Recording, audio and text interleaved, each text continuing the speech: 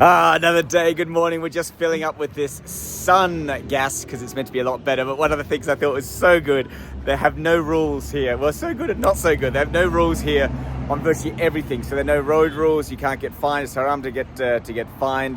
So they spike your wheels, as I've spoken about before. But here, I said, like every other place in the world, if you fill up with gas, you know, all the people, you got to turn the engine off and you can't sit in the car. And said, no, we don't have any rules here. I'm like, yeah, but that rule is for a very good reason. So I'm standing over here while the gas is on, being refilled, and and the car is running, which I wouldn't do anyway. You might see a good bang behind me. Check out this gorge.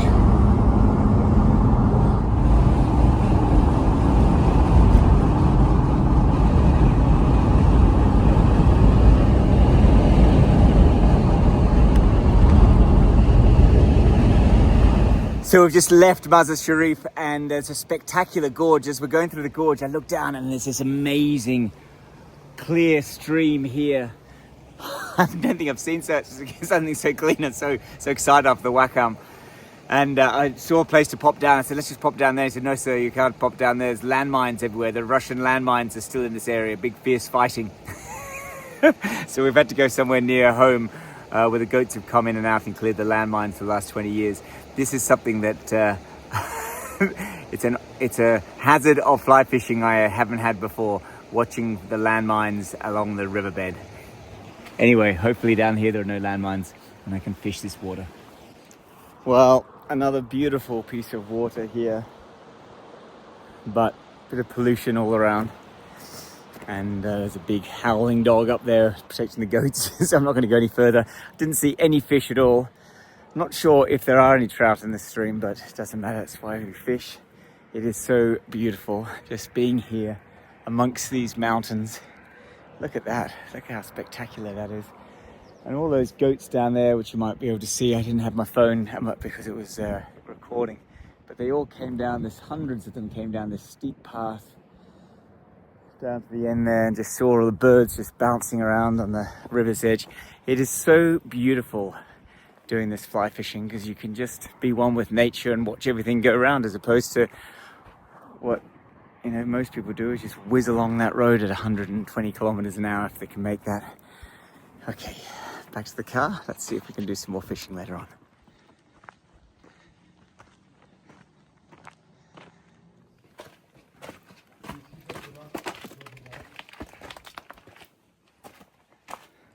Described as the Afghan Petra, but I think it's more of an Afghan Lalibela.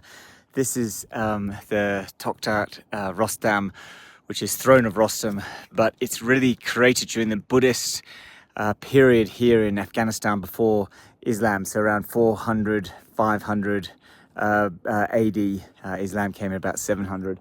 And it's a completely carved and chiseled worshipping dome. Basically inside, you can get on the other side, has been blocked off by the Taliban. This is on the scale of Bamiyan. After Bamiyan, this would be the next biggest Buddhist kind of monastery, if you like, that was or a symbol of Buddhism that was here in Afghanistan. Very rarely visited.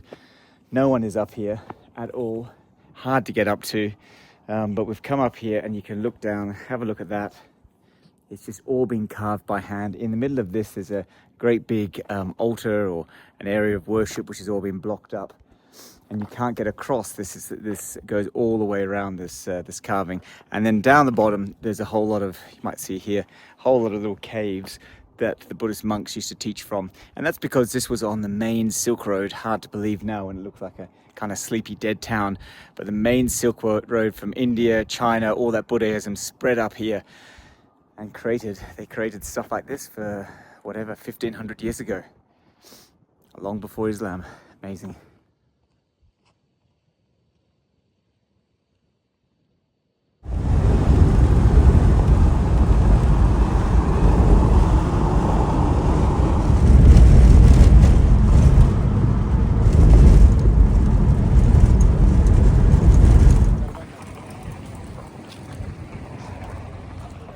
One of the awesome things about places like Afghanistan is everything is so local. So you pass through these areas, we've passed through pistachios, we've passed through saffron, we've passed through garlic and herbs, and now we've passed through lots of melons.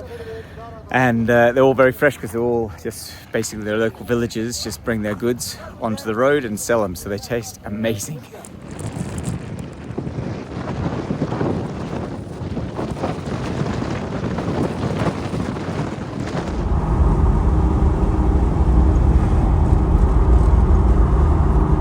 So any of you who've read Diaries of an Economic Hitman will know what I'm talking about how people make governments, in particular in that case the US, but all governments do it, how they make extra cash through corruption on wars, and where it makes a lot of money for them, not just on military contracts, but also civil contracts, such as rebuilding things like roads.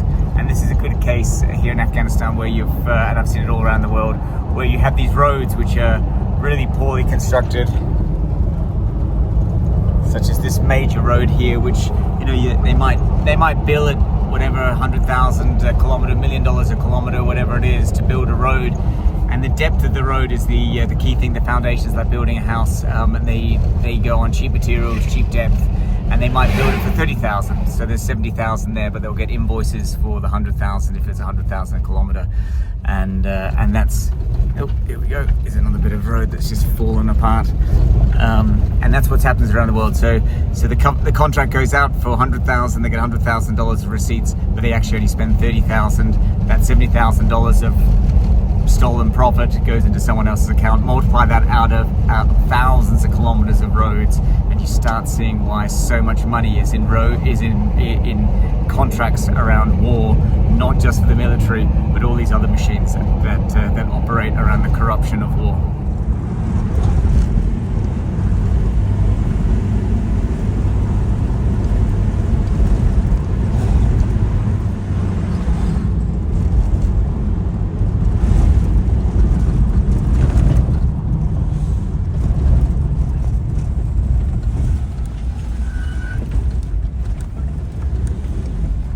Oh, it's a shame. We just come up to Salang bypass here at 3,500 meters or just under, and the tip of the rod has just broken off in the bumps.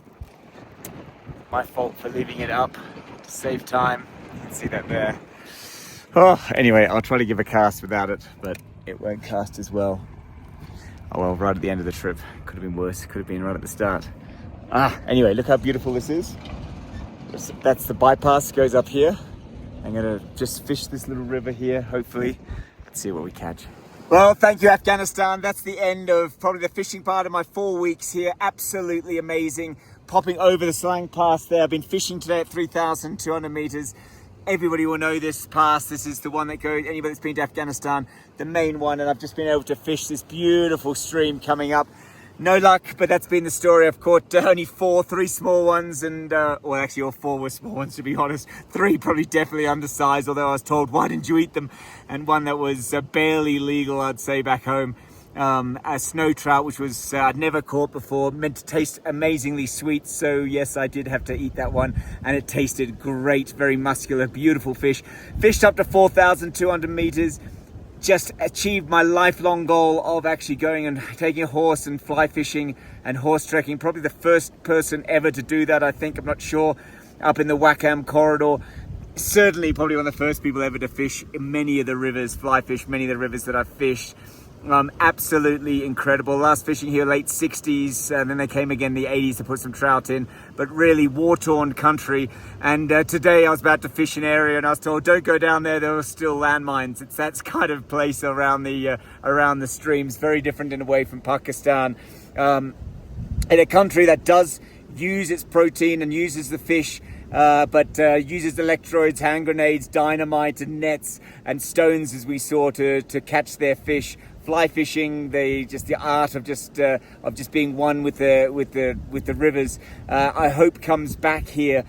Afghanistan has such a huge amount to offer: horse riding, fly fishing, trekking, of course, those things, but also photography, amazing sites with the Silk Road going in, and so many different cultures, from Alexander the Great, Genghis Khan, the Buddhist cultures, Taoism, What else? And you've got Islam, of course, that's come over the top of all of that. It's such richness, and the people have been absolutely incredibly kind to me. I've drunk a huge amount of tea. Don't think I've ever drunk so much tea, and had some amazing food, amazing experiences.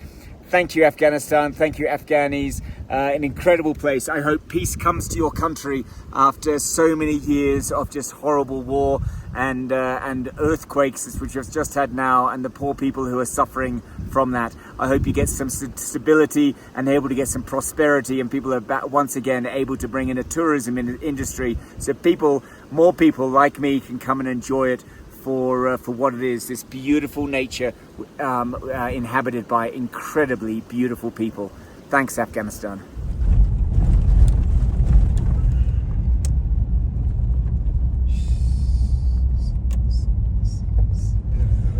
Can't see anything. So much dust. Well, folks, that was Salang Pass, and we're headed over now to the southern end of the pass, down towards Kabul. And when you see down all these worn out trees, berries on this side, and a lot of dust.